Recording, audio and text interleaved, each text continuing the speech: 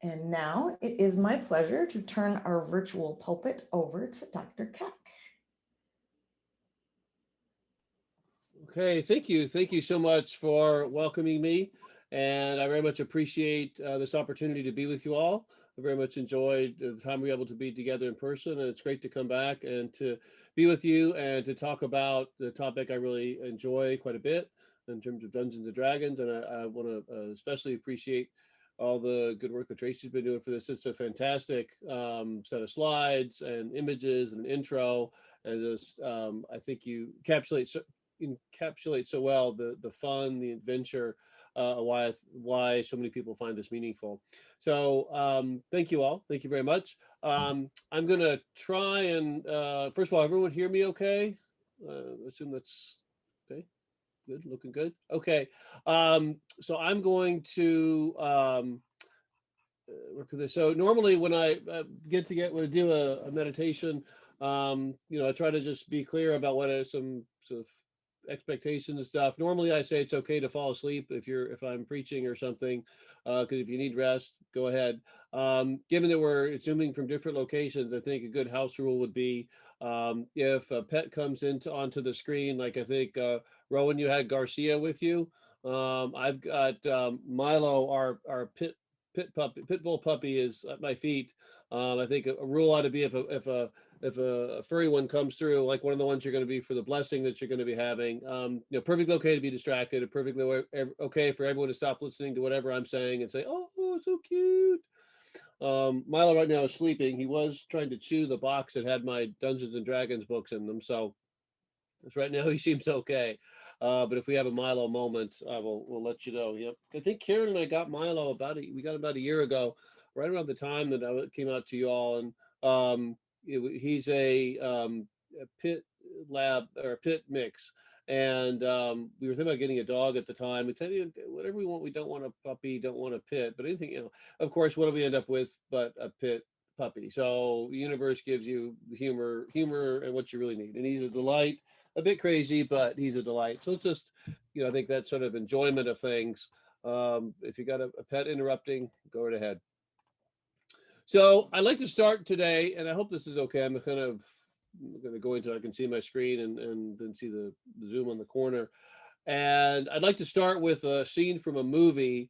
And we think about Dungeons and Dragons and why it's popular, what the appeal is, and ultimately, I think what the meaning is, or one aspect of the meaning. And I want to say at the outset that this is my own personal take. It's been great to had a chance to talk to some of the folks in the congregation about their experiences with role-playing games, and it was wonderful to hear. Just have a nice brainstorming session. So I appreciate learning from them, and maybe in the coffee hour we can talk some more. And I want to get other people's takes. It's a On the one hand, there are shared experiences. On the other hand, that are things that are deeply personal, and I think that's very much part of what you all try to cultivate with each other in terms of hospitality and learning from each other. So I want to start with a scene from a movie, and it's Jack Nicholson plays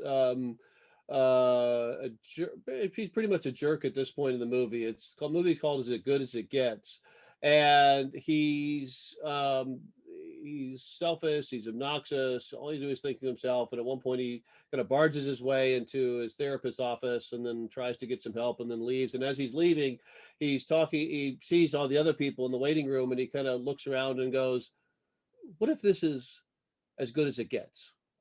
And kind of what he means by that is a sense of, what if life is just about being isolated and dealing with our own individual anxieties, as he was doing, without any greater sense of purpose or connection to others.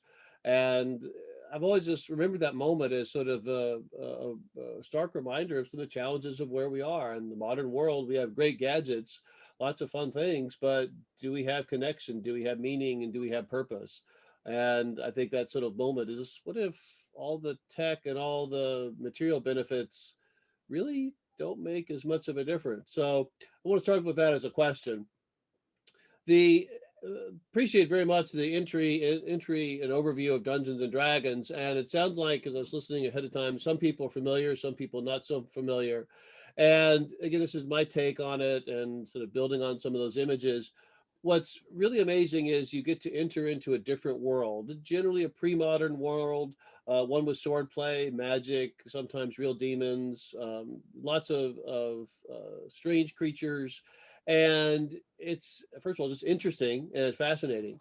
It's like a novel or a movie, only the players and the dungeon masters work together to create the stories, make the decisions, and determine the outcome.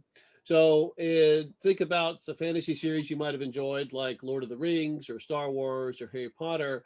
You can follow the heroes there. The great thing about Dungeons and Dragons is you actually get to make the decisions, and you get to work together, you get to solve the problems, and you get to actually, as it were, defeat the forces of evil or darkness or chaos, obliteration, destruction, entropy, and all around not niceness. And so there's a sense of an achievement with something that just fun, and you kind of entering into the novel or the movie, and but getting to play it out, and that's enjoyable. And I so think probably just the sense of go between different worlds, since okay, I get to live out a story that's fun and meaningful. And as we saw earlier, the players, oops, Milo's on the move. Okay. Thank you, Milo. So you get, let me do the Milo moment. Oh, he just read out. Okay. Oh, well, sorry about that. Sorry about that. Um, so each player creates his or her own characters with different abilities, such as casting spells, fighting with a sword, sneaking around. And again, you got some great images for that. The dungeon master creates the world and to inhabit, and sets before the players the challenges, the problems of the task. Again, you saw a really good slide on that. It can be investigating a mysterious tower, uncovering the reasons why people are becoming very sick in a village. It can be anything. A sort of open-endedness is one of the things that's really wonderful. As the title suggests, there are dungeons or other underground layers to explore, as well as dragons or other nasties that can threaten or even kill the characters. The game has sophisticated mechanics for using the different kinds of dice you saw to determine what happens. So, for example, in the novel or the movie, you see the charging goblin trying to slice you in two with a scimitar, and the author controls what happens, or the director controls what happens. Or when you try to persuade a judge that the recent incident at the local tavern really was just a misunderstanding, it's not the novelist or the director determining the outcome, but the players themselves, the people themselves, rolling dice to determine, what are the likelihoods of something happening. And so you get challenges, you get puzzles, and another part of the game that's fun, I think we want to mention, is you get to level up. And that's one of the things that you go from one to another, and as you progress, you're getting better at the things you like to do.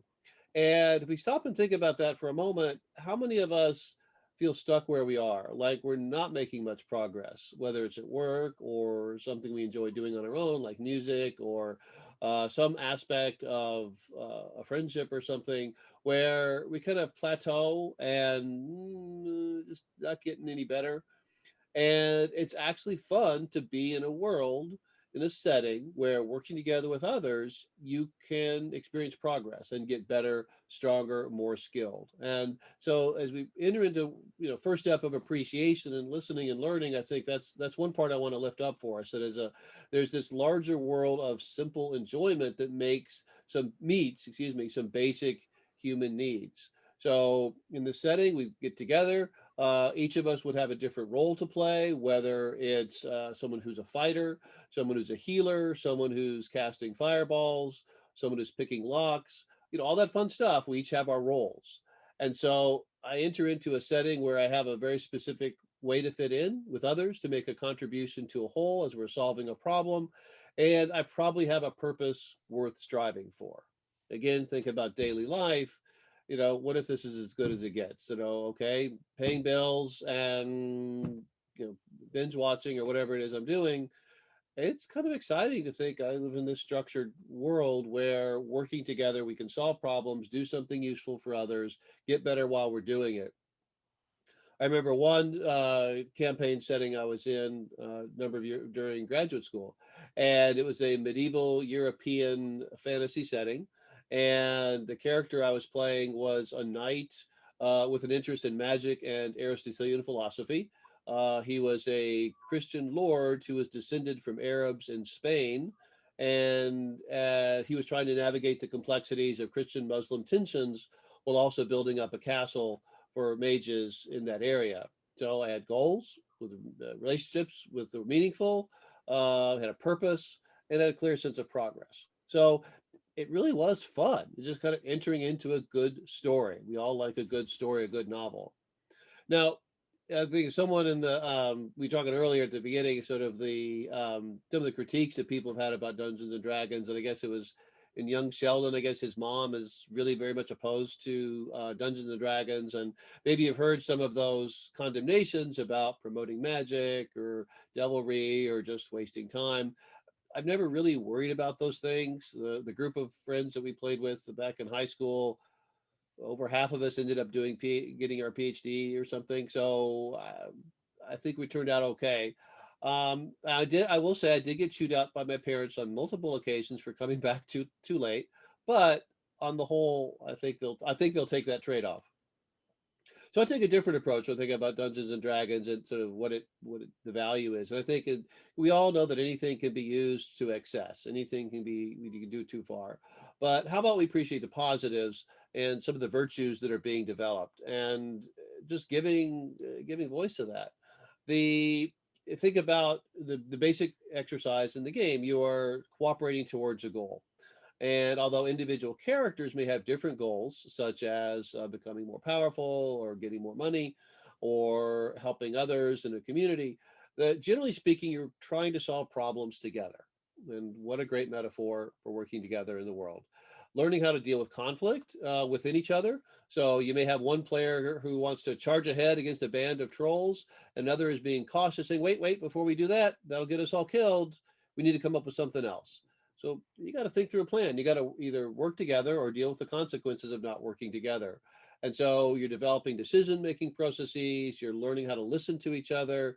Well, why do you think we should go about this strategy? Why do you think we should do it this way? And you're trying to make your case. Well, I think we just need to do that. And you're just solving problems together, creative problem solving. And it's kind of fun. There's this nice lighthearted atmosphere. I remember one of my favorite characters to play was called Pedro the Idiot. And as you might imagine, Pedro was not the sharpest knife in the drawer. And our setting one time was we were in a lord's castle, and the other player characters that I was with, we were talking, and the goal we needed to get from the large hall where everybody was, where the lord and the guards were, up the stairs and to a door which was on the second floor.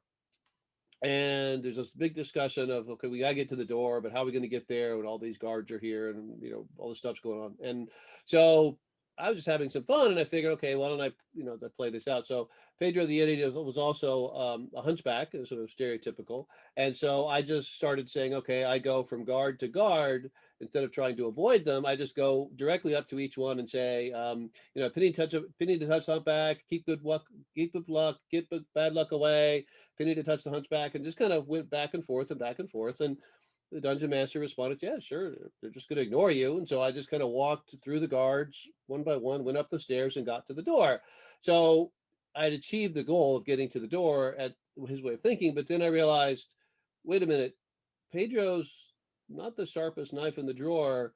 He's not going to know that the reason to get through to the door is to go through the door and talk to the person they need to talk to. He's only going to hear we have to get to the door.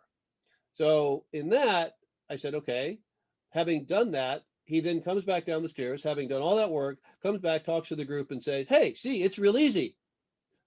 So why do I say that as an example? The example is you role playing a character. And I had to think, okay, what would Pedro do in this situation? And he might come up with something kind of clever, but he's not going to be able to apply it. So yeah, I got to the door, but it would be bad gameplay to pretend to come up with a solution for someone who never would have thought of it that way. So he just thought of it at the literal level, get to the door, as opposed to actually solve the problem. So why do I say that? Because one of the things that I think is really important is that to me, and again, I'd love to hear from people during coffee hour, I think one of the most important things is learning how to be and play and think from the perspective of someone who is not you. And now there'll be those who say, those who know me who say, yeah, you're pretty much an idiot. You're just playing yourself. I do get that. But role playing is about, I think to me, is really entering into another person's way of thinking, their way of being, their sets of goals. And the game really takes off when we stop playing ourselves and inhabit these other characters that we create. It could be a greedy knight. It could be an outgoing bard. It could be a morose cleric.